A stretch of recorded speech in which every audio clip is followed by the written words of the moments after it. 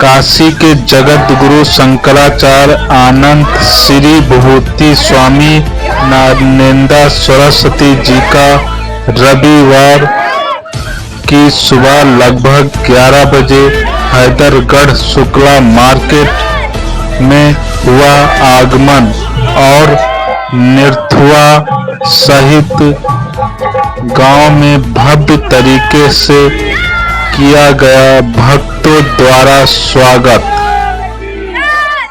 महाराज जी एक दिवसीय प्रवचन सुनाने के लिए आए थे निरथुआ गांव। सभी भक्तों ने पहुंचकर लिया महाराज जी का आशीर्वाद। आइए कुछ हम खास बातचीत करते हैं महाराज जी से। महाराज जी आए हैं काशी से, उनका परिचय अपना सब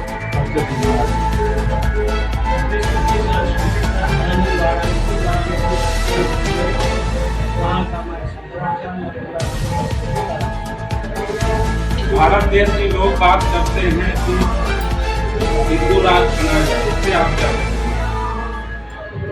भारत हिंदू राष्ट्र है, हाँ, लेकिन संवैधानिक दृष्टि से नहीं है और भविष्य में चर्चा पर चर्चा करके जिस दिन हिंदू अपने मस्तक पर तिलक माला अपने पहचान हिंदू धारण कर लेगा और सनातनी हिंदू बन जाएंगे, उसी दिन भारत हिंदू राष्ट्र।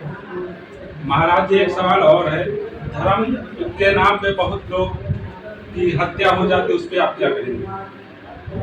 धर्म विश्वस्य जगतः, धर्म जोड़ने का काम करता है, राजनीति भौतिकता आधुनिकता समाज को तोड़ने का काम। धर्म कभी नफरत घृणा हिंसा में कोई स्थान नहीं, लेकिन मजहब हिंसा घृणा नफरत मार काट का ही शिक्षा संस्कार देता है। भारत को अगर बचाना है, सुरक्षित करना है, तो सनातन हिंदू धर्म के संस्कार जनता को अवगत कराना चाहिए। राष्ट्र की सुरक्षा समृद्धि एकता के लिए जरूरी है सनातन वैदिक हिंदू राष्ट्र। उसके लिए संविधान में संशोधन की जरूरत पड़ेगी, कानून में संशोधन की, न्यायपालिका में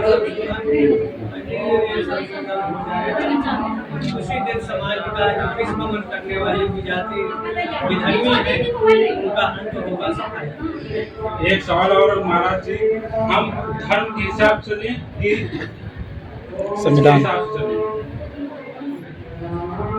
पहले धर्म है, बाद में राष्ट्र।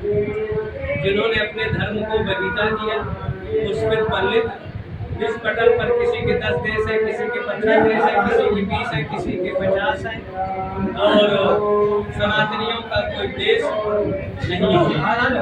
एकमात्र नेपाली सनातनी हिंदू राष्ट्र था, लेकिन सेकुलरिज्म के दूत ने वहाँ के दर्जा को खत्म कर एक तरह से अराजकता को जन्म दिया है।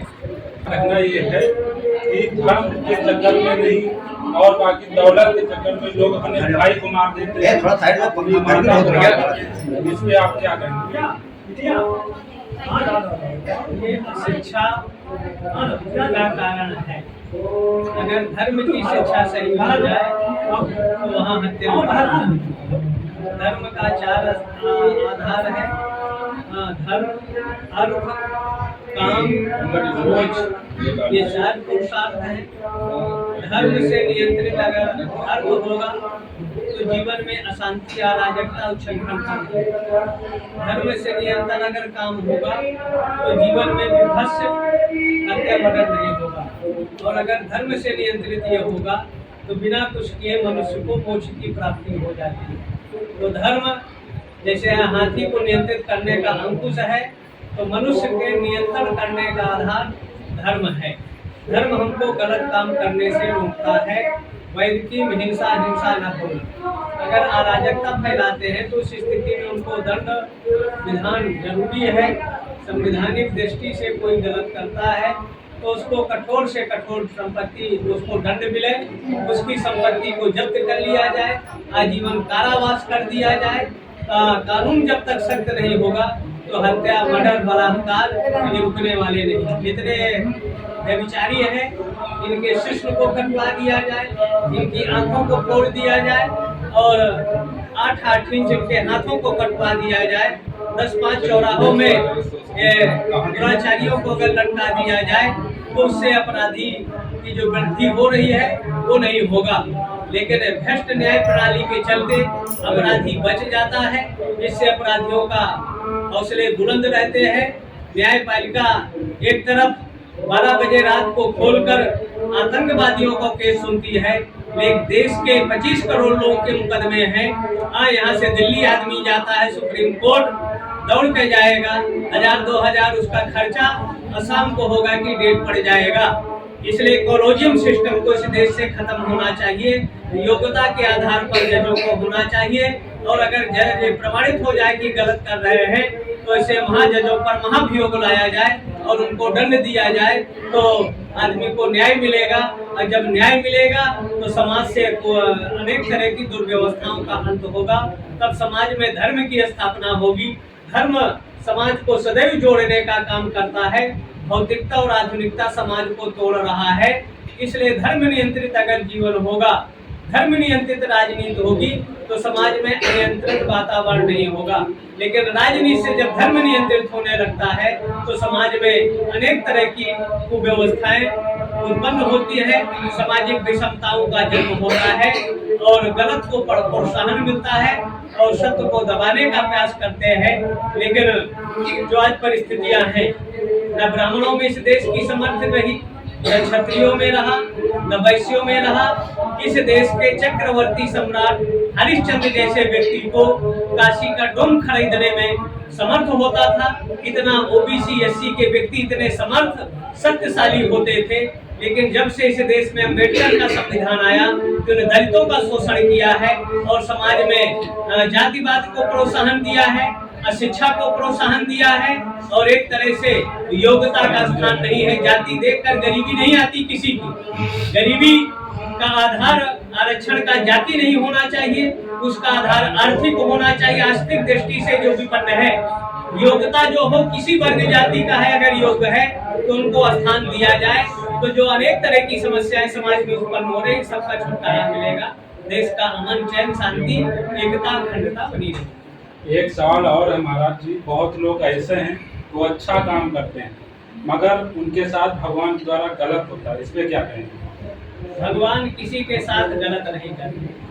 हाँ, बहुत लोग जो है हम व्यक्ति हम देखते हैं कि बहुत गलत काम करते हैं मगर वो अच्छे फल फूल रहे हैं, सब कुछ उनका ठीक चल रहा है, ऐसा क्यों? जन्मांतरी संबंधा तथा पाणी पवित्रता तथा प्रधान नारिष्ठा, एक नहीं सनातन धर्म का अनेक जन्मों का संबंध है।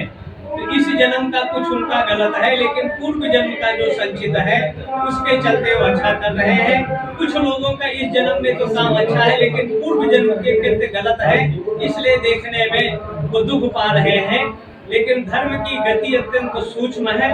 धर्म की गति में लाठी में आवाज नहीं होती, लेकिन गलत का परिणाम गलत ही होगा। कल्प कोटि शतैरपि, 100 करोड़ कल्पों में भी किए गए कर्मों का नाश नहीं होता।